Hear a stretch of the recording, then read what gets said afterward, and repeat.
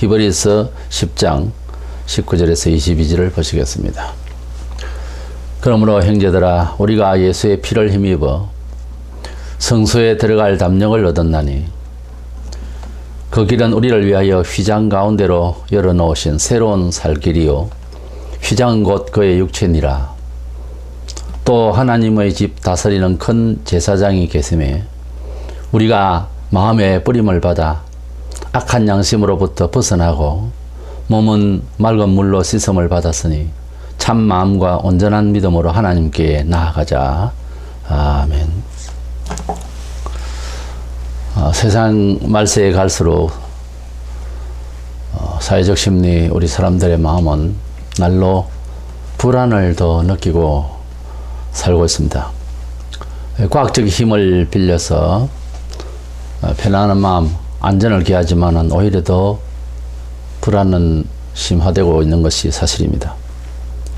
예수께서 종말의 징조를 말씀하실 때 누가 21장 25절에 민족들이 바다와 파도의 성난 소리로 인하여 혼란한 중에 곤고하리라 그 말씀을 하셨는데 그 앞에 1월 성전의 변화에 대해서 말씀하셨습니다. 파도는 이 바다는 달의 변화에 따라서 영향을 받기 때문에 조수가 불규칙하게 됩니다. 그래서 예상치 않는 큰 파도를 만난다든가 또 쓰나미도 자주 일어날 수 있는 그런 과학적인 내용이 있습니다. 말세에 가면 전체의 변화가 있고 하니까 또 지진도 있고 해서 이 파도의 소리에도 민감해지고 사람의 두려움을 얻게 될 것이다 하는 것입니다. 우리는 예수님을 믿고 우리에게 주신 큰 은혜의 힘이 무엇인가 하면 이런 세상을 어느 시대에 살든지 예수 믿게 되면은 담대하게 대처하는 그런 믿음이 생긴다는 것이지요. 다시 말해서 예수를 믿는 사람이 여전히 세상이 겁나고 그래서 대처하는 능력이 세상의 문화적인, 물질적인 명예나 권세에 의존하겠다 하면 그것은 교회를 다녀도 천국을 믿는 것은 지상에서 믿음을 담대히 행사하는 것에 연결이 되어야 됩니다. 그래서 그렇게 믿는 것은 믿음이 좀 의심이 가는 사람이에요. 그래서 믿음의 사람은 이 세상을 담대하게 살아야 하겠기에 믿음의 사람은 담대하다라는 주제로 말씀을 나누고자 합니다. 먼저 믿음의 사람은 어디에 담대해야 됩니까? 하나님께 나아가는 마음이 담력을 얻어서 나아가야 됩니다.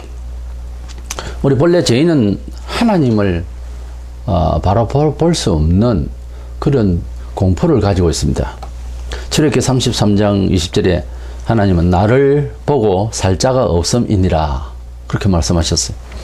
디모데전서 6장 16절에 하나님은 가까이 가지 못할 빛에 거하시고 어떤 사람도 보지 못하였고 또 볼 수 없는 자신이 그랬어요.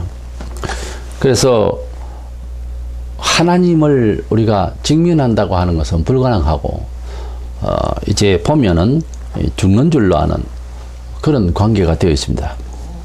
이런 신에 대한 감정, 의식이 왜 이렇게 됐느냐, 사람이 왜 공포스럽게 됐느냐 하는 것은 여러 심리학자나 과학자의 말을 우리가 인용을 하기 전에 성경을 보면은 성경은 모든 근거를 다 제시하고 있어요. 구체적인 그 시대와 환경에 따라서 변화나 그렇게 창출되어질 수 있는 일들은 기록이 안 되어 있지만 왜냐하면 여러 환경이 다르니까요. 그러나 그 원인은 전부 다 기록되어 있습니다.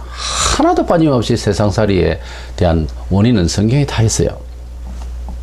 이 왜 이렇게 하나님을 두려워하는 인간이 되었나 하면은 잘 아시는 대로 창세기 3장에 원죄를 지어서 아담과 하와가 먹지 말라고 하신 동산 중앙에 있는 실과를 먹으면 죽는다고 했는데 그것을 뱀의 유혹을 이기지 못하고 그것을 먹게 된 겁니다.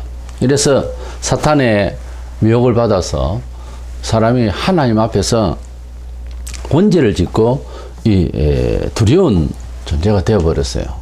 그 원죄는 자세히 살펴보면은 이웃에 해를 끼친다든가 이런 사회적 윤리하고는 상관이 없어요.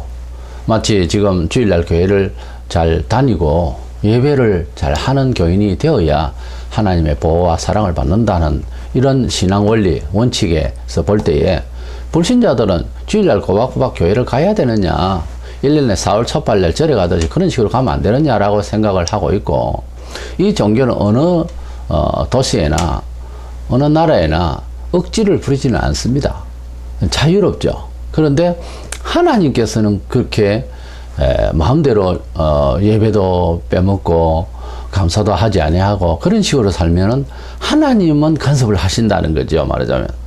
그래서 대초에 이웃에는 해를 끼치는 것은 아니고요. 많은 동산에 있는 실과 중에 중앙에 있는 거는 먹지 말아 해서 안 먹으면 될 일을 그것을 먹게 됐다는 거죠. 이래서 원죄를 짓고 난 뒤에는 사람의 마음이 공포 심리가 들어오게 된 겁니다. 그것을 먹고 난 뒤에 아담과 하와는 나무 뒤에 숨어서 하나님을 피한다고 도망을 갔거든요. 잠언서 28장 1절에 기본적으로 그렇다는 겁니다. 사람이 악인은 쫓아오는 자가 없어도 도망한다고 그랬어요. 그래서 악인이라는 것은 대표적으로 인간을 말합니다. 우리 인간은 하나님을 믿지 않고 하나님의 사랑을 잊기 전에는 항상 그 하나님의 분노가 우리 속에 비춰지기 때문에 두렵습니다. 근데 하나님을 이제 마음 편하게 달려가서 안길 수 있는 그런 관계가 시작됐습니다. 그것은 하나님께서 우리 사람이 하나님을 만날 수 있는 여러 여건과 연례를 주었더니 그게 또 되질 않아요. 그래서 하나님께서 한 분밖에 없으신 아들을, 독생자를 우리에게 보내주신 것입니다. 예수 그리스도는 단순히 무슨 ET의 존재와 같은 분이라든가 우연찮게 그냥 하나님 아들이 됐다든가 그런 것이 아니고 진짜 하나님의 한 분으로 계신 독생자 맞아요. 하나님의 아들이시라니까요. 우리 사람들도 자녀가 있고 심지어 짐승들도 새끼가 있고 이랬는데 하나님이 신이시지만은 아들을 갖고 계셨다니까요. 예수님을 신의 아들로, 하나님의 아들로 믿지 아니하는 것이 적그리스도라고 그랬어요. 때문에 예수 그리스도를 단순히 인격적으로 신령한 분이고 세상에서 둘도 없는 그런 대단한 분이다, 인격적 수준에서 보시지 말고 만물을 지으신 분의 아들이시다고 생각해 보세요. 그분의 입장을 생각해 보세요. 그분은 우리 역사 속에, 우리의 인간관계 속에, 우리 사회 속에 어떤 회장의 아들도 아니고 이 만물을 지으신 주인의 아드님이고 독생자라는 말이에요. 그런 차원에서 생각을 하면 우리가 독자를 가지고 있을 때에 그 독자를 남을 위해서 희생시키겠느냐 하는 차원에서 생각을 할 수 있어야 됩니다. 인간적인, 인륜적인 입장에서도 생각할 수 있어야 됩니다. 그래서 예수님은 하나님의 딱 한 분밖에 없는 아드님이세요. 근데 그분을 이 세상에 보내주셔서 우리의 죄와 비참함에서 구원하시려고 십자가에서 희생을 시키셨다는 겁니다. 뭐 하려고요? 우리가 하나님을 뵙기가 지금 불가능한 상태에 있었습니다. 지금도 마찬가지로 예수 그리스도의 통로를 통하지 아니하는 모든 사람들이 가슴마다 하나님을 만나는 것은 두려워합니다. 심지어 교회를 다닌다 하여도, 예배당을 다니는 거죠. 다닌다 하여도 하나님을 편한 마음으로 달려가서 하나님이 지금 임재하시면 주여 오시옵소서 하고 나아갈 수 없는 지경이 되어 있는 사람은 잘 들으셔야 됩니다. 하나님이 하도 안 돼서 아들을 이 세상에 주셔서 우리를 구원하시기 위해서 죄에 대한 대가는 받으셔야 되니까. 왜냐하면 하나님은 구원자이시기도 하고 심판자이시기도 하기 때문입니다. 그래서 하나님께서 안 돼서 아들을 주셔서, 그것도 한 분밖에 없는 아들을 주셔서 우리를 구원하신 이 내용을 못 믿으면, 안 믿고 있을 때에는 여전히 교회를 다니도 하나님이 두려울 거예요. 어디가 두려워서 무서운 일이 있어서 또는 공포스러운 일을 지금 도전받기 때문에 어디로 가야 되겠습니까? 믿음의 사람은 예배당을 찾습니다. 옛날이나 지금이나. 너무 억울하고 너무 큰 도전을 받고 정치적인 큰 환란을 받으면 과거에다 교회당에 다 모였다니까요. 하나님이 그곳에 계신다는 구약의 성전에, 여호와께서는 그 성전에 계시니 그 말씀을 기초로 해서 영적으로도 예배당이지만, 그러나 옛날 성전을 할 때 구별된 전이라 하듯이 예배당도 모여서 예배하는 처소로서 좀 구별된 집이에요. 그 자체가 문제가 아니에요. 예배당 안에 들어간다고 해서 폭탄이 떨어지고 총을 쏘면 안 들어갑니까? 부서지고 총 안에 들어갈 수가 있어요. 근데 그런 개념이 아니고 믿음의 하나님의 그런 도성으로서 생각을 하게 되는 거죠. 그래서 무슨 일을 당하든지 주님의 품에 먼저 달려가게 돼 있어요. 믿음의 사람은. 교회를 다니는 사람을 교인이라고 그래요. 하나님의 품으로 달려갈 수 있는 사람을 성도라 합니다. 성도가 된 사람은 무슨 일을 당하면은 하나님의 집을 먼저 생각하게 돼 있어요. 그래서 우리가 하나님과의 관계가 일방적으로 우리는 너무 어려우니까 일반적으로 하나님께서 우리를 사랑하셔서 아드님을 주신 거예요. 그 결과 본문 19절에 그러므로 형제들아 우리가 예수의 피를 힘입어 성소에 들어갈 담력을 얻었나니 이렇게 말씀하고 있습니다. 담력을 얻는다는 이런 파레세아라는 말은 어떤 언변의 자유를 원래 말하는 건데 용기와 편안함과 내 할 말 다 할 수 있는 이런 편안한 마음으로 간다는 거죠. 거침이 없이 언변의 자유라는 것은 자기 인격에 대한 완성을 말하는 거예요. 그 말하는 것을 제한받으면 이건 완전 인격이 상실되는 거거든요. 그래서 내 의지, 내가 의도할 수 있는 것을 마음껏 할 수 있는 단계를 바리새아라고 그래요. 그래서 이 담력, 이 편안함, 이 용기를 가지고 하나님께로 나아갈 수 있게 하신 분이 예수님이시다. 구약 시대에 성소 안에 보면 지성소와 하나님이 임재한다는 이 지성소와 율법이 있고 거기에 법궤가 들어있고 아론의 쌍는 지팡이가 있고 하는 이 지성소와 매일 이제 제를 드리는 떡을 이제 바꾸면서 이렇게 제를 드리는 성소가 있습니다. 이 성소와 지성소 사이에 아주 두꺼운 천이 가려져 있었어요. 그 힘 좋은 말 5마리씩 양쪽에 끈을 묶어서 찢으려 해도 안 찢어진다 할 정도로 굉장히 두꺼운 아주 두꺼운 그런 천이 있었습니다. 이 지성소 안에는 제사장 중에서 대제사장이 1년에 대속죄일인 7월 10일 날 딱 한 번 들어가는 곳이에요. 그렇기 때문에 늘 항상 이게 가려져 있었습니다. 근데 예수께서 십자가로 돌아가실 때 마태복음 27장 51절에 이에 성소 휘장이 위로부터 아래까지 찢어져 둘이 되고 갑자기 예수님께서 돌아가실 때에도 거기에는 지성소와 성소 사이에는 이제 항상 지킴이 있었습니다. 근데 그게 갑자기 위에서부터 쫙 갈라진 거예요. 얼마나 놀랬겠습니까? 거기 일하는 분이 얼마나 놀랬겠냐고요. 그런데 전설에 의하면은 성경에는 안 나오는데 그것을 급히 기었다고 그래요. 그렇지 않겠어요? 그건 하나님의 방이라고 생각하는데 그게 갈라졌으니 아무나 못 들어가는데 그것이 갈라졌으니 우연찮게 갈라졌던 어떤 놀래가지고 빨리 기었을 가능성이 많습니다. 그런데요, 또 갈라졌다는 말이 있어요. 어쨌든 성경에는 도저히 연결을 이렇게 기어가지고 할 수 있는 짠 천이기 때문에 할 수도 없는 일입니다만 그것이 쫙 갈라진 거예요. 이렇게 갈라졌다고 그랬어요. 본문 20절에 그 길은 우리를 위하여 휘장 가운데로 열어놓으신 새로운 살길이요. 리빙웨이, 살길이다. 휘장은 곧 그의 육체니라. 이것은 예수님이 십자가에서 살을 찢어 피를 흘려 돌아가신 것을 상징적으로 보여주면서 그렇게 됨으로써 아버지 하나님 계신 곳을 누구나 들어갈 수 있게 되었다라고 하는 상징적인 사건이 벌어진 거예요. 그래서 이 본문에는 휘장은 그 육체니라 이렇게 말하고 있습니다. 때문에 이제는 감사함으로 하나님 앞에 나아갈 수가 있게 되고 기쁨으로 하나님 앞에 나아갈 수가 있고 담력을 얻어서 그래서 편안한 마음으로 지성소에 계신 하나님께로 나아갈 수 있는 길이 열렸다 하는 것입니다. 그래서 예수께서는 우리에게 기도할 때에도 이렇게 하라고 했습니다. 마태복음 6장 9절에 너희는 이렇게 기도하라.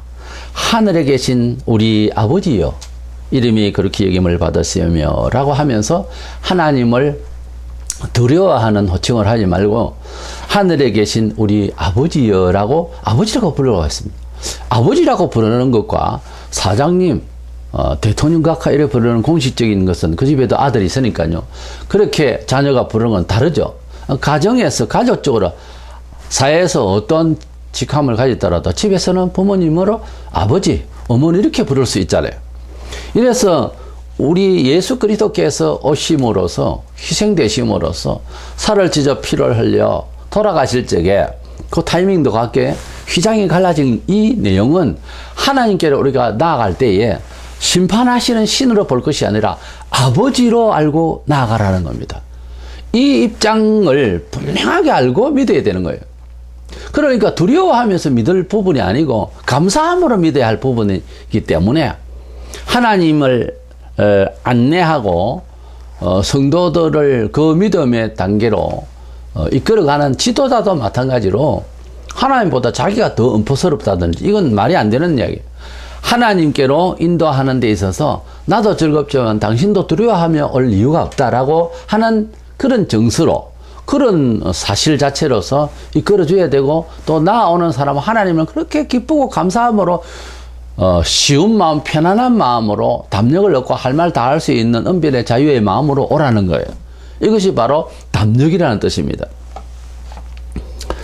이래서 우리가 하나님께로 나아갈 때에 이와 같은 믿음의 마음으로 나아갈 수 있는 이것이 구약에도 조금 보입니다. 내용들이. 구약시대 때도 백성들이 하나님께 순종하고 은혜를 입을 때라든지 또는 특별히 훈련을 받았고 하나님의 팔로서 이 세상의 일을 감당하게 되는 사람들에게 하신 말씀과 내용들을 보면은 출애굽기 24장 11절에 이스라엘 자손이 잘 순종하고 할 때에요. 그들은 하나님을 뵙고 먹고 마셨더라 그렇게 말하죠. 이 뵙는다는 얼굴을 봤다는 우리 상식은 아니고요. 하나님이 두렵지 않았다고 말해요. 하나님의 영광 앞에서 먹었다 하는 거예요. 그래서 하나님의 영광이 그들과 함께 있을 때 두려움이 없었다 그런 뜻이죠. 순종을 할 때. 그리고 민수기 21장 8절에 보면 모세보가 하는 말인데 그와는 내가 대면하여 명백히 말하고 은밀한 말로 하지 아니하며 또 그는 또 여호와의 형상을 보거늘 너희가 어찌하여 내 종 모세를 비방하기를 두려워하지 않았느냐. 모세가 뭐 잘못할 수가 있죠.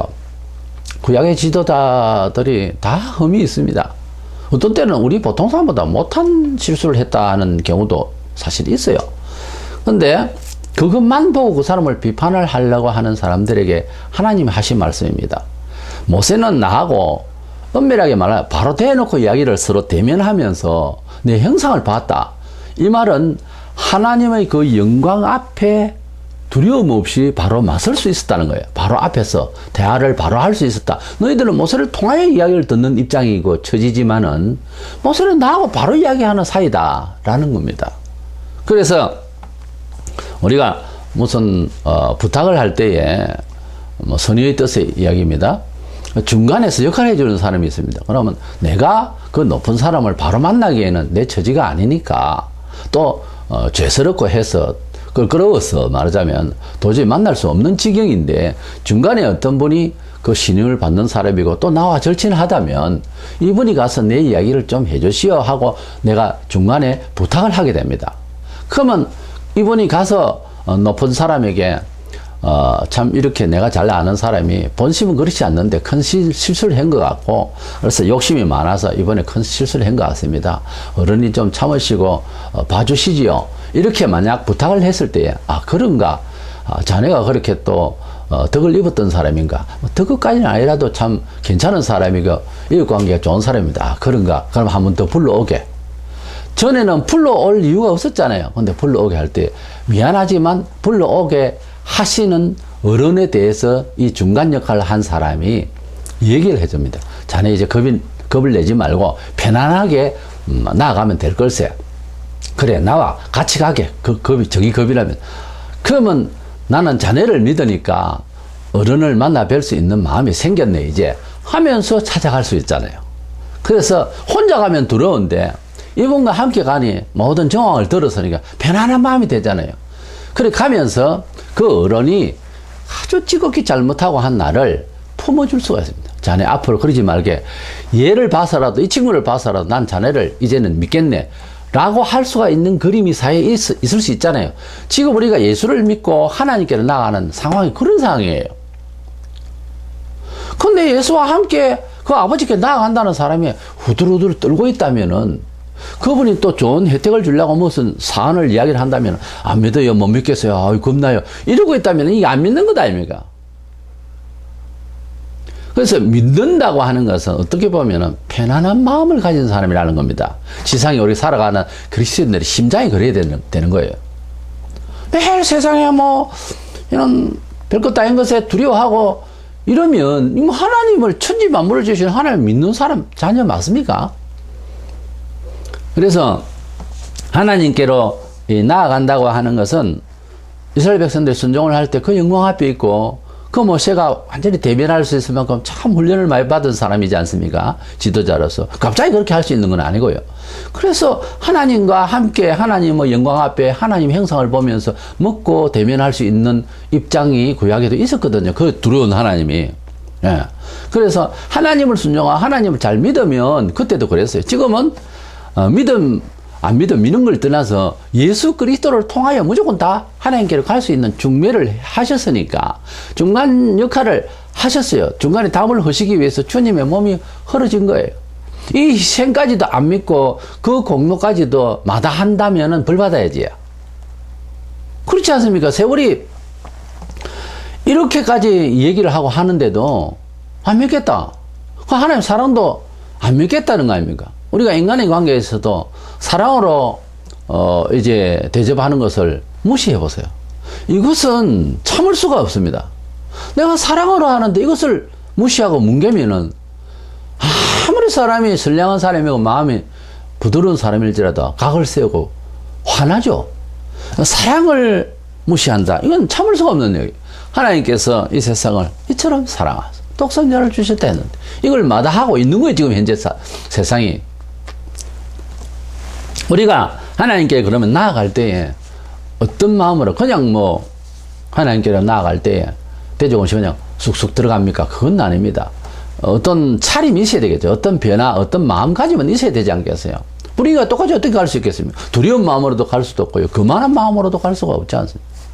어떤 고급 레스토랑 같은 데는 양복을 입고 들어가야 정장을 해야 들어가는 데도 있습니다. 우리가 하나님께로 나아갈 때는 믿음의 옷이라고 마음에 그런 갖춤이 또 있어야 되겠죠. 예의라는 것도 있고 하기 때문에. 그래서 어떤 마음으로 가야 되겠느냐 하는 거예요. 본문 22절에 우리가 마음의 뿌림을 받아 악한 양심으로부터 벗어나고 몸은 맑은 물로 씻음을 받았으니 참 마음과 온전한 마음으로 하나님께 나아가자. 그래서 그렇지 아무렴 하나님께로 나아갈 때에 예수님을 믿긴 한데 그 믿음이라는 해석입니다. 악한 마음으로부터 벗어난 이 죄를 회개했다는 말이에요. 참 마음으로 씻고 그래서 깨끗한 마음이 돼 물로 씻고 참 마음이 돼서 온전한 믿음으로 하나님께로 나아가자. 당연하죠. 하나님께로 나아갈 생각조차 못하던 우리에게 하나님을 만날 수 있는 그런 기회를 우리가 하나님의 그 크신 사랑으로 아들로 통해서 받았으니 감격하고 감사하고 또 내 마음이 이제는 두려움과 부끄러움에서 이제는 내 자신의 거만함과 죄성에서 이제 변화를 받았어. 그 아버지의 부드러운 그 사랑을 맞을 그런 정서를 가져야 되지 않겠어요? 그것이 회개고 그것이 마음을 잔물에 씻고 주님의 말씀에 씻고 해서 참마음으로 온전한 정신으로 하나님께로 나아갈 수 있는 좋은 마음, 부드러운 마음으로 나아갈 수 있는 그런 마음의 변화, 각오는 있어야 되겠죠. 그것이 이제 따라줘야 되는데 뭐 하나님 앞으로 나아가자 하니까 그냥 뭐 푼파 각설이 뭐 들어가듯이 그건 아니에요. 그래서 예배 행식이라든지 개인적으로도 묵상을 하고 하는 데는 참 엎드려서 하나님 찾아뵙겠습니다 하는 마음으로 골방에 들어가서 기도를 할 때도 원래 그렇게 자세를 갖는 거예요. 모든 삶의 자세가 그렇게 하나님 앞에서 경건히 있어야 됩니다. 그 다음에 우리가 세상을 믿음으로 담대하게 살아갈 때에 하나님께 나아가는 마음의 담력이 있어야 되고요. 두 번째로는 세상 자체를 두려워하지 않는 담대함이 있어야 됩니다. 문제는 하나님을 두려워하지 아니하고 그에 대한 효과입니다. 세상을 이제는 거부를 안 돼야 되는 거예요. 사람이 생각만 거치려 하지만 사람이 하나님을 만나지 못하는 이 두려운 영적 공포를 믿음으로 해결하지 않으면은 아무리 사람 마음을 두려워하는 마음을 건치려고 심리적으로 애를 써도 마치 감옥에 들어서 괴로워하고 아파하고 과거를 괴로워하고 현재를 괴로워하고 미래의 희망이 없는 것에 대한 절박함을 감옥 안에서 아무리 좋은 마음 헤헤호호 웃게 하고 좋은 옷을 입힌들 결국은 감옥이거든요. 그래서 사람이 스스로 해결을 할 수가 있는 존재가 아닙니다. 20세기에 와서 온갖 심리 상담적인 어느 사람의 감정을 회유를 하고 그렇게 하지만 근본된 심령은 변하지 않습니다.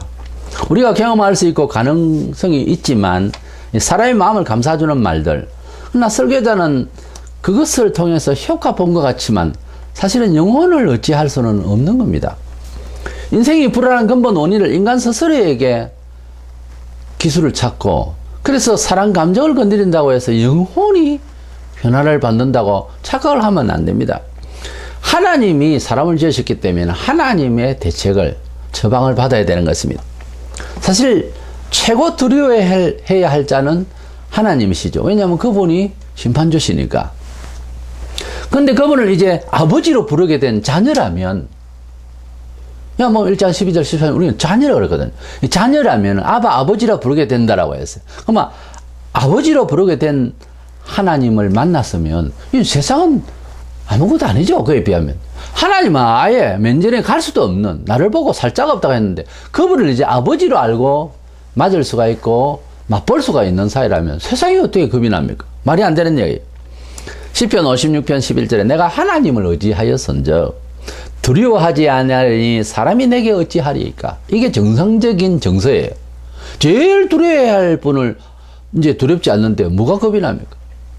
사회는 위계 질서가 이렇게 있는데 중간쯤 사람까지는 뭐 괜찮았는데 그 이상은 도저히 겁이 나서 갈 수가 없었습니다. 그럼 10단계가 있으면은 한 서너 단계까지는 내가 감당이 됐는데 다시 6, 7은 뭐 도저히 만날 수가 없는 사람인데 저 10번째에 있는 최고의 사람에게 어떻게 내가 만납니까?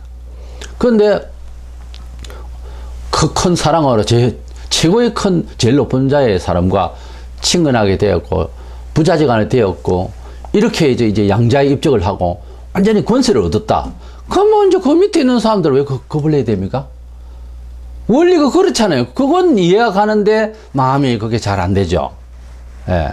그것은 아무게도 탓할 수가 없고 그들의 믿음이 문제예요. 그 제일 높은 사람과 이제는 관계가 완전히 친분이 법적으로 달라졌고 효력을 발생해요. 근데 그걸 모르는 놈이 제일 윗사람과 이런 관계가 되었다는 것을 모르는 놈은 그 아래 사람들은 여전히 전에 같이 같은 난 줄 알고 들이댑니다. 그때 봐, 내가 회장님의 아들이거든? 그러면 키가 웃겠죠? 근데 아들임의 권세를 보여줘야 되잖아요. 그래서 믿음으로 나가는 거예요. 믿음으로 또 나가고 이 사람이 왜 이래? 달라졌네? 이것이 바로 믿는 자의 상징적인, 하나님의 자녀로서의 상징적인 삶의 문화적인 또는 영적인 데 대해서 증거를 보여야 된다는 겁니다. 그 말입니다. 나는 제일 높은 사람의 자녀가 됐다라고 떠들기만 해가지고는 안 된다고 말해요. 그런 분임을 증명을 해야 되는 거예요. 이 원리가 하나님은 문화 속에서, 삶 속에서 당신을 계시하시기 때문에 이것은 어쩔 수 없는 거예요. 이런 사례를 보여줘야 되는 거예요. 맨날 나 하나님 자녀다. 우리 아버지는 하나님이다. 그것만 가지고는 안 되지 않습니까? 그 흔적을 모르기 때문에 불신자들은 뭐 그때 그놈이고 그놈인데 뭐 자네가 떠드냐 이렇게 되거든요. 근데 그걸 보여줘야 되는 거예요. 내가 하나님의 아들이고 하늘에서 왔다. 내 아버지는 하나님이다. 너희들 하나님 곧 내 아버지다. 이러고 다니시니까 네가 하나님의 아들인지를 뭐 어떻게 증명할 거냐. 모세는 광야에서 우리에게 하늘로서 내려오는 만나토까지도 주었다. 뭐 이런 말을로서 이제 들이댔어요. 그때 예수님께서 3년 동안 하신 일을 보세요. 하나님의 아들이 아니면은 도저히 할 수 없는 일들을 벌려놨어요. 증명을 했잖아요. 증명을 위해서 하신 거예요. 자기를 돋보이게 한 것이 아니라 증명을, 그보다 더 큰 일을 하실 수가 있거든요. 재림하실 때는 온 세상을 통치하는 분으로 오십니다. 그렇기 때문에 그 예수님이 하나님의 아들이심을 증명을 하기 위해서 일을 하신 것처럼 또 끝내 부활하셔서 사망까지 이기신 거죠. 세상을 이겼다는 말이거든요. 부활은. 그와 같이 성도는 결국 쓸 수 있는 튕겨나가는 공처럼 꽉 차야 됩니다. 성령이 충만하고 진리가 충만하고 사실이 충만해야 돼요. 그 삶을 통해서 자, 하나님 우리 아버지 맞지? 라고 증명할 수 있는 거리가 있어야 된다고 말해요. 이것이 없이 자꾸 말만 가지고 예수를 믿는다고 해서는 안 믿어줍니다. 불신자들이. 두려워하지 않아요. 그래서 골목 깡패나 조폭들의 세계도 그렇다고 하지 않습니까? 우리나라에 김두한이가 왜 유명했냐면은 선수를 쳤다는 거예요. 발이 굉장히 빨랐고 선수를 쳤어요. 그래서 김두한이에게 붙여준 닉네임이 한방이었습니다. 선수를 쳤고 재빠르게 찼는데 그 발에 한 번 차이면 다 넘어뜨렸다는 거예요. 우리가 세상을 두려워하지 않는 것은 다른 데 있지 않습니다. 내가 하나님을 두려워하지 않고 하나님 자녀임을 마음에 단단한 마음으로 이제 세상을 나아가서 세상을 두려워하지 않으면은 갑자기 두려워하지 않는 강력한 마음을 잃게 되는 이 불신자의 세상은 갑자기 자기들이 두려워하게 되어 있습니다. 이래서 사람이 강력한 제압 능력을 먼저 가져야 그렇게 상대를 이길 수가 있다. 모든 게임에도 이제 게임을 시작할 때에 그 담력이라는 게 아주 중요합니다. 당구를 칠 때에도 이제 상대방을 잡고 친다 그런 말이 있어요. 그러니까 제압하고 친다고 말이에요. 그럴 때는 이길 가능성이 거의 뭐 90% 이상이에요. 우리가 세상을 살아가면서 오늘은 어떨까 내일은 어떨까 저 사람이 나에게 뭘 하지 이래 두려움을 가지고 산다면은 세상을 어떻게 이기겠습니까? 굉장히 불안하지 않습니까? 그렇지 말라는 거예요. 하나님을 두려워하지 않는데 어떻게 우리가 세상을 두려워해야 되겠냐고 말이에요. 현대인의 성경 시편 37편 13절 이렇게 번역되어 있습니다. 여호와께서 악한 자들을 보고 웃으심은 그들이 곧 망할 것을 아시기 때문이라 그랬어요. 하나님께서 백성들이 이 세상 사람들이 뭐 하나님을 이제 반역하고 하는 이런 교만한 이런 태도들 이런 것들에 대해서 비웃고 있는다는 거예요. 왜? 이들은 결국 망할 거거든. 우리의 눈이 이 세상을 바라볼 때에 좀 말이 좀 격하지만 우습게 봐야 됩니다. 문화 자체에 대해서 이 세상의 힘이 또는 이 세상의 활동 문화에 대해서 무시를 한다거나 비하를 한다는 말이 아니고 하나님께로 향해 살아야 됨에 대한 것을 부정하는 그 자체가 우습다는 거예요. 이 세상의 그 힘을 하나님보다 더 센 양, 더 행복한 양 하는 자체가 우습다는 거예요. 왜 우스워요? 멸망하기 때문에. 이 세상 것은 한시적이어서 권세든 목숨이든 한시적이어서 멸망받을 거리기 때문에 거기에서 목숨을 걸고 살고 있는 사람들이 우습다는 거예요. 비웃을 수 있다. 하나님이 비웃는 그 비웃음을 우리도 비웃을 수 있어야 세상을 이길 수가 있다는 거죠. 하나님이 자녀답게 형상답게 같이 가는 거예요. 성격이. 시편 31편 24절에 여호와를 바라는 너희들아 강하고 담대하라. 우리가 세상을 강하고 담대하라 하니까 그렇다 오늘부터 담력을 가지고 살아야죠. 아자! 하고 나가는 그런 구호를 외치고 그 심리적인 그게 아니고 원리가 그렇다는 거예요. 그 원리를 마음에 인격적으로 충분히 하나님으로부터 그런 마음을 받아야 저절로 세상을 우습게 보고 그 힘을 두려워하지 않고 낮춰보고 아주 이렇게 세상을 이길 수가 있는 힘이 생긴다 그 말이에요. 그럼 어떻게 하면은 이렇게 하나님 자녀다운 평안을 유지하고 강력한 사람이 될 수 있을까? 이게 문제인데 두 가지로 제안을 하면 첫째로는 회개 생활을 우리가 해야 될 것입니다. 세상의 어떤 구조적인 것을 마련해서 평안함을 유지하고 두려움을 잊기 위해서 그래서 두렵게 하는 자에게 아부나하고 그렇게 구약에도 보면은 뭐 많이 했거든요. 아수르에게 아부하고 애굽에게 아부하고 나중에 어땠어요? 다 잡혀갔어요. 안 됩니다. 세상의 힘 그것이 두렵다고 해서 거기에서 내가 두려워하고 그래서 대책을 그들에게 어떻게 해주고 그런다고 해서 내가 편안해질 것이다. 잠시는 그렇게 보이겠죠. 그런데 세상에는 우리가 많은 경험을 하고 있습니다. 직관적으로 해보면 끝이 없어요. 욕심은 세상은. 그거 가지고 우리가 안전할 수가 없습니다. 하나는 안전하지만 두 개, 세 개는 또 두려움을 가지고 있거든요. 세상은. 그래서 그걸 가지고 안 되고 대책은 우리가 다르게 해야 됩니다. 하나님께 그 힘을 받도록 회개하는 겁니다. 회개하는 생활이 우리에게 일상의 생활이 되어야 할 줄로 믿습니다. 평안을 위해서 문화적인 여건으로서 이 두려운 공포, 세상을 이겨내려고 하고 그래 유지를 하려고 하는 것은 이건 불신이에요. 불신자들은 하는 짓입니다. 마가 1장 15절에 회개하고 복음을 믿으라 그랬어요. 믿는다고 고백을 하기 전에 하나님 도와주실 믿습니다. 자꾸 주문을 외우는 거거든요. 언제부터 4차원의 세계가 어쩌고 하는 어떤 목사 때문에 한국교회가 매번 그렇게 주문 외우듯이 주문을 외우는 것은 믿음은 그렇게 믿습니다. 아멘. 아멘 하시오. 믿습니다. 아멘. 그런다고 해서 믿음이 가는 건 아니거든요. 양심적으로 생각을 해봐서 그게 믿음인가? 그건 주문 외우는 거예요.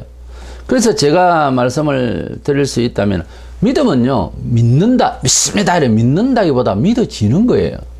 믿음은 믿어지는 믿음이 진짜 믿음이에요. 그 믿어지는 믿음은 어디서 오느냐? 회개에서 옵니다. 겸손함에 오고 하나님께서 주시는 믿음이에요. 내가 믿겠다!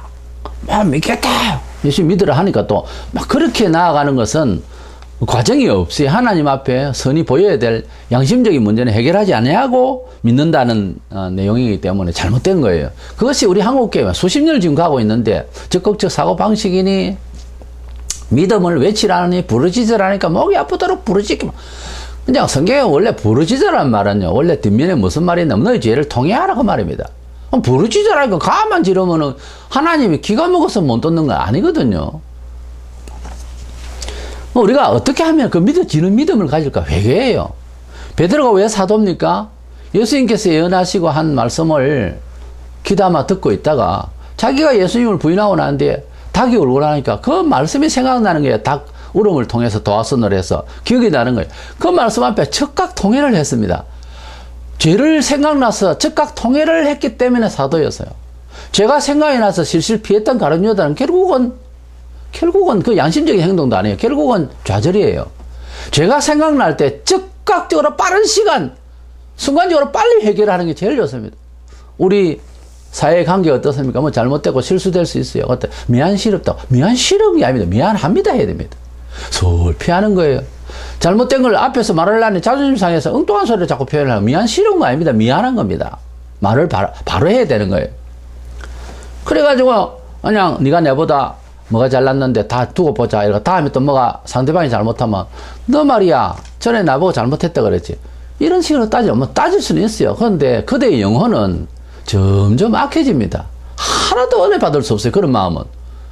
그러니까 뭐가 잘못되어 있으면은 아이를 통해서도 어른을 통해서도 어드바이스를 하고 또는 나무래임을 받을 때에는요 복으로 생각해야 되는 거예요. 왜? 내가 하나님 받을 복의 문을 열고 그 큰 힘을 받아서 세상을 이길 수 있는 힘이 제공되니까요. 그래 생각을 해야지. 그리스도인은 사유를 그렇게 해야지.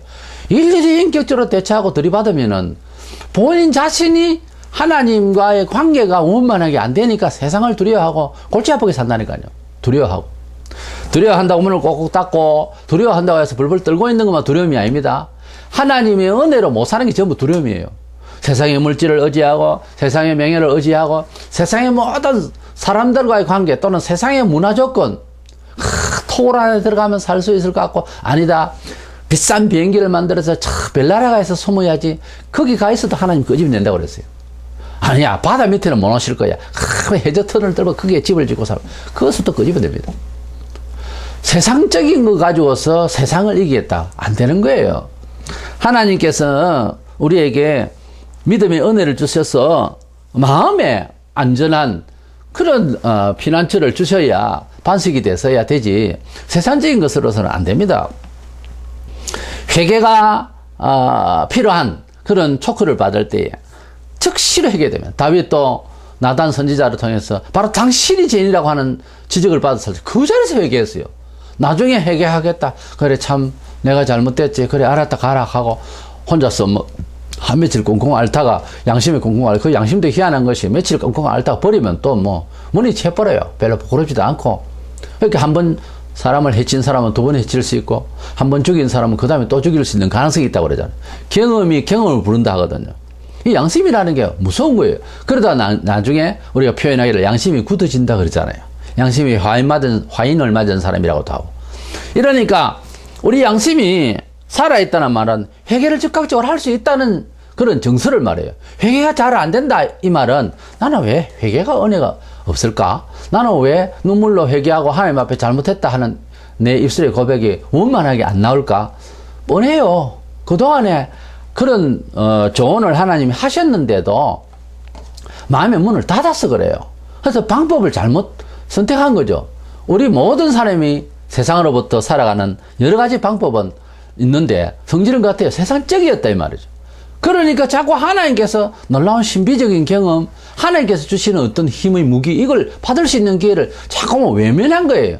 그러니까 점점 마음의 양심의 문이 두꺼워져서 이게 잘 열리질 않습니다.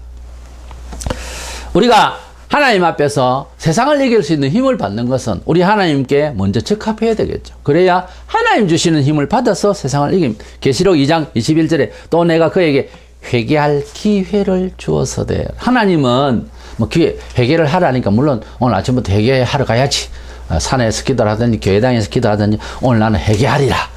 그래서 회개를 하려고 이제 합니다. 뭐 회개하려고 왔는지 안 하려고 왔는지 생각도 안 나요. 회개하려고 시작합니다. 그것도 기회일 수 있는데, 그런데요, 항상 세상을 살아가는 데는 어떤 기회가 있고 어떤 모티브가 있어요. 어떤 계기로 인해서 회개하고 싶은 마음이 시작될 때가 있어요. 그때 어떤 때는 적극적으로 회개 안 하면 안 되겠다는 두려운 그런 순간도 회개할 기회가 온 겁니다. 기회라는 것이 있는 것 같아요. 세상에는 은혜 받을 만한 기회도 있는 것이고요, 성경을 열심히 읽을 수 있는 기회도 있는 것이고요, 감사할 수 있는 그런 물질적인 기회가 있는 것이고요, 남을 도울 수 있는 기회도 만날 수가 있는 기회가 있는 거예요. 기회라는 것이 있는 것 같아요. 기회를 만들어 갈 수도 있지만 우리 사람이 살아가는데 항상 보면 마음대로 안 되고 어떤 계기가 있는 것 같아요. 그래서 기회를 주실 때에 우리 매주 예배할 때는 사실 회개의 기회입니다. 그래서 교회 모으면 회개의 기회로 삼는 축복의 시간으로 삼아야 되는 거예요. 우리가 옛날에 예배할 때 오늘 울러 간다, 오늘 눈물 흘리는 시간, 이래 생각하고 교회를 갔다니까요. 예배하러 갈 때마다. 근데 요즘 그렇지 않아요. 오늘 위로를 받아야지.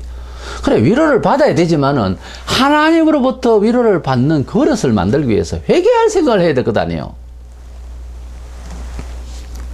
근데 히브리 12장 17절에 축복을 이어받으려고 눈물을 흘리며 구하되 버림받아 되어 회개할 기회를 얻지 못하였느니라. 회개할 기회라는 말이 있고 회개할 기회를 얻지 못했다는 말도 있어요.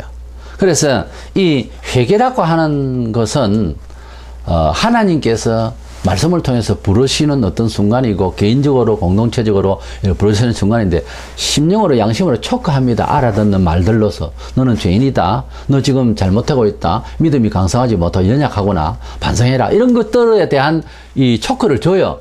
그때가 회개할 수 있는 기회예요. 그리고 회개의 결과가 뭡니까? 단적으로 말해서 이러쿵저러쿵 할 것 없고요, 성경대로 살려고 하는 애착심이 생겨요. 회개하게 되면 성경에 있는 말대로 살고 싶은 그게 바로 신앙인이죠. 성경대로 사는 것이 기독교 신앙이에요. 처음에는 성경에 대해서 해석 문제라든지 여러 복잡한 이야기를 하지만은 회개를 하게 되면은 못 알아듣던 말들이 알아듣게 돼 있어요. 이상합니다. 그래서 성경대로 살려고 애착을 가져요. 어떤 거는 구절대로 살고 싶었어. 아니, 웬만하면 성경 구절대로 살고 싶어집니다. 회개의 결과가 그렇다는 겁니다. 어쨌든 회개를 하게 될 때에 세상을 두려워하지 않는 힘을 위로부터 공급받는다. 두 번째로는 사랑하는 생활이 되어야 됩니다. 세상에서 가장 편한 품이라면 어머님 품일 거예요. 왜냐하면 따뜻한 체온과 그 사랑이 있기 때문입니다. 인생을 살아가는데 좀 편하게 살고 싶다. 그래서 언덕 위에 하얀 집을 짓고 살고 아닙니다. 인생을 이 세상에 편하게 살려면은 사랑해야 됩니다. 우리 기독교는 사랑의 종교라고 하는 것은 도덕윤리적인 입장이 아니고요, 우리 자신의 영혼, 개인의 삶을 풍요롭고 편안하게 하기 위한 그런 목표입니다. 사실은 그것을 종교 철학적으로 생각하면 안 돼요. 이거 직접적인 겁니다. 요한일서 4장 18절에 사랑 안에 두려움이 없고 온전한 사랑이 두려움을 내어 쫓나니 두려움에는 행벌이 있습니다. 두려워하는 자는 사랑 안에서 온전히 이루지 못하였느니, 사랑은 두려움을 내어 쫓는다고 그랬어요. 예수께서는 믿는 자들에게 16장 34절에 3절에 이것을 너희에게 이르는 것은 너희로 내 안에서 평안을 누리게 하려 함이라. 세상에서는 너희가 환난을 당하나 담대하라, 내가 세상을 이기노라. 우리 주님께 세상을 이기신 그 주님이 우리와 함께 하신다면 이긴다는 거예요. 세상을 이긴다는 거예요. 담대하라. 여기 담대하라는 말은 담력을 얻으라는 말과 단어가 비슷하게 쓰이는 다른 단어입니다만 용기를 내라, 이런 뜻이에요. 이래서 우리가 하나님의 그 사랑을 받아서 하나님께로 나아갈 때에 담력을 얻었듯이 그 하나님이 주시는 힘을 얻으면은 세상을 이길 수가 있는데, 내가 회개를 하고 또 한 가지는 사랑하는 마음을 가지면 세상이 겁이 나질 않아요. 분명히 세상이 나에게 손해를 입히는 순간입니다. 어떤 일에 있어서. 근데 그것을 사랑으로 이해를 해버리면 두려움이 없어져요. 이 두려움이 오면 내 자신에게 괴롭거든요, 원래. 근데 이것을 사랑으로 먼저 일단 보는 거예요. 그랬을 때에 받아들이면은 이 세상의 힘을 이길 수가 있습니다. 그래서 성경은 우리에게 사랑으로 이 세상의 두려움, 공포를 벗어날 것을 권하고 있습니다. 믿음의 사람은 세상의 일들을 두려워하지 않는 것이 사실 원리입니다. 사도 바울 선생을 통해서 우리는 볼 수 있는데, 우리 사도 바울 선생의 심장을 우리가 담기를 원합니다. 로마서 8장 35절에서 7절에 보면, 누가 우리를 그리스도의 사랑에서 끊으리요? 환난과 공고나 박해나 기근이나 적신이나 위험이나 칼이랴. 그러나 이 모든 일에 우리를 사랑하시는 이로 말미암아 우리가 넉넉히 이기느니라. 그렇게 말씀하고 있습니다. 세상에요, 돈이 좀 있고 권세 좀 있어도 아주 당당한 사람들이 많습니다. 소위 그 갑질을 하죠. 근데 천지를 지으신 하나님은 동료의 무슨 아주 나올 수 있는 이런 어린아이들의 동화 속의 그 신이 아닙니다. 이 만물을 지으신 참 신이시에요. 그분이 우리 아버지라고 하고 그렇게 된 자녀라고 하는 사람이 이 겁을 먹고 세상을 산다고 하는 것이 앞뒤 안 맞는 말이거든요. 그렇지 않습니까? 이 만물을 지으신 분이 내 아버지인데 이 만물에 살고 있는 사람을 두려워한다고 하는 것은, 어떻게 보면 만물이 다 종들이, 이 종을 왜 내가 아들이 겁을 냅니까? 말이 안 되잖아요. 우리가 하나님 아버지의 기쁘신 뜻대로 제일 첫 번째 주신 사랑을 먼저 받아야 돼. 예수 그리스도를 영접하고 다른 신을 다 버리고 우리 예수님이 나의 생명의 주가 되심을, 가장 사랑하는 분임을 우리 가슴에 지닌다면은 하나님께서는 그때부터 담력을 주세요. 세상을 이기게 하신다고 말해요. 우리가 세상에서도 그런 경험을 갖게 되거든요. 아유, 위에 높은 사람이 이제 나에게 큰 혜택을 주고 여건을 주고 그래서 조약을 맺어. 그 다음에 중간에 사람들은 별 두렵지 않다 아닙니까? 어제까지는 두려워도. 그러니까 하나님을 우리가 제대로 영접을 했느냐, 예수께서 날 위하여 돌아가심이 혈육 발생을 했느냐가 문제거든요.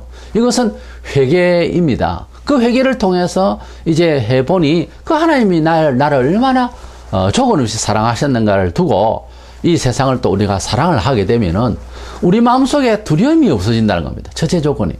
그래서 믿음의 사람은 담대하다. 이 주제는 이렇게 풀어나가집니다. 하나님을 본 뒤 이스라엘이나 우리나 두려워하고 하나님 없다 하는 사람들도 공포심리나 똑같은 진로 갖고 있었어요. 하나님을 모르는 사람, 예수를 모르는 시대에도 또 지금 그런 사람들도 공포심리는 똑같습니다. 유대인이나 불신자나 이방인이나. 근데 이 공포심리를 자꾸 다른 것으로 해결하려고 하는 것이 이건 아집이거든요.